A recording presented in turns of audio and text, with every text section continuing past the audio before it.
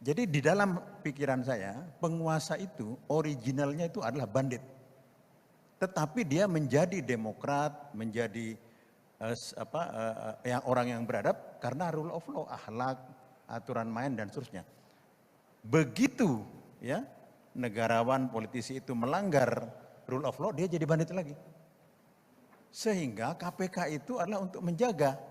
Jadi posisi kita ya sebagai intelektual, mereka yang berkuasa itu aslinya itu bandit. Sehingga harus dikontrol. Ketika tidak ada kontrol seperti sekarang, ya parlemen dikuasai 80% dan tidak ada kontrol, itu mulai bandit-banditnya keluar lagi. Ya, dan KPK dilemahkan, itu bandit lagi gitu. Ini contoh ya. KPK, undang-undang KPK itu tidak akan pernah bisa dirubah ketika presiden tidak setuju.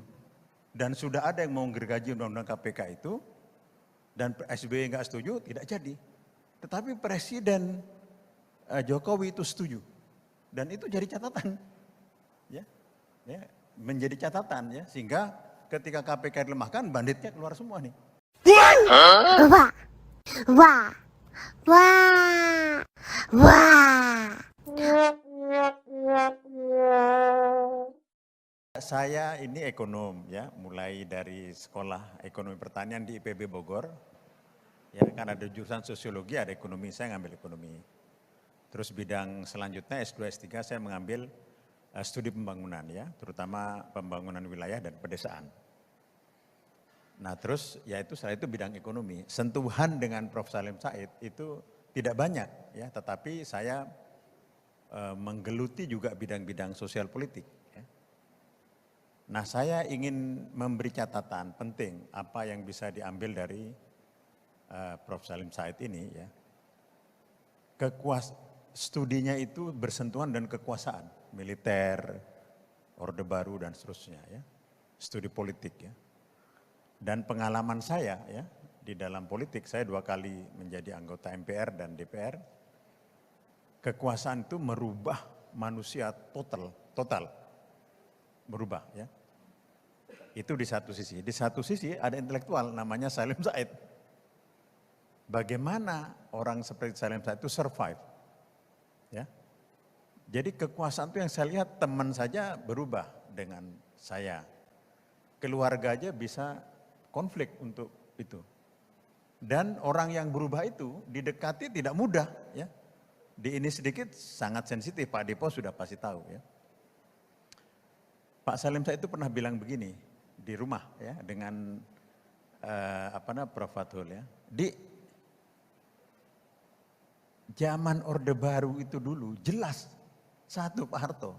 Sehingga saya ngomong batasnya tahu ini, sehingga saya tidak masuk wilayah itu ya, sehingga tidak kecelakaan ya. Jadi saya ingin menjelaskan mengapa Prof. Salim Said itu survive tanpa harus menghamba ke kekuasaan ya. Tapi sekarang ini demokrasi, tetapi jebakan-jebakannya, trapnya banyak. Sehingga walaupun demokrasi tetap harus hati-hati. Ya, untuk masuk ke sana, kalaupun tidak dipenjara, dibully habis-habisan. Atau kalau enggak diseret ya, dijadikan victim di dalam. Nah sehingga sekarang menurut saya walaupun bebas, ya Pak Salim Said itu tetap harus berhati-hati. Ya, sehingga kita tetap bisa survive di politik ya. Itu yang saya kira yang saya dapatkan dari bergaul dengan beliau ya. Mungkin ya sentuhan saya dengan Pak Salim Said itu di dalam teori ekonomi politik ya, ada satu teori yang dikeluarkan oleh Olson, pemenang Nobel dalam bidang ekonomi, yaitu teori evolusi kekuasaan. Tahap pertama itu sebelum ada sistem, yang berkuasa itu orang yang kuat, bandit, yang disebut roving bandit. Ya, evolusi pertama. Jadi seperti koboi datang ke desa, dihancurkan, diambil bendanya. Di antara bandit roving itu ada yang pinter.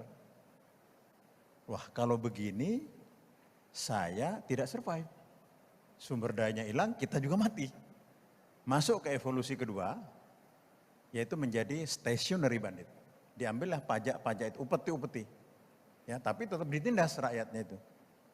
Nah begitu ada sistem, ada rule of law, ada hak asasi manusia, ada negara, jadi demokrasi. Nah ini sentuhan yang mungkin bisa dengan sebagai intelektual. Jadi sebenarnya kritik intelektual itu kepada kekuasaan, penguasa itu originalnya adalah bandit. Ya, dari teori ini ya Pak Salim ya. Jadi originalnya, karena itu Pak Salim saya berhati-hati, nggak bisa ini ya. Jadi di dalam pikiran saya, penguasa itu originalnya itu adalah bandit. Tetapi dia menjadi demokrat, menjadi orang yang beradab karena rule of law, akhlak, aturan main dan seterusnya. Begitu ya negarawan, politisi itu melanggar rule of law, dia jadi bandit lagi. Sehingga KPK itu adalah untuk menjaga. Jadi posisi kita ya sebagai intelektual, mereka yang berkuasa itu aslinya itu bandit. Sehingga harus dikontrol. Ketika tidak ada kontrol seperti sekarang, ya parlemen dikuasai 80% dan tidak ada kontrol, itu mulai bandit-banditnya keluar lagi. Ya, dan KPK dilemahkan, itu bandit lagi gitu. Ini contoh ya.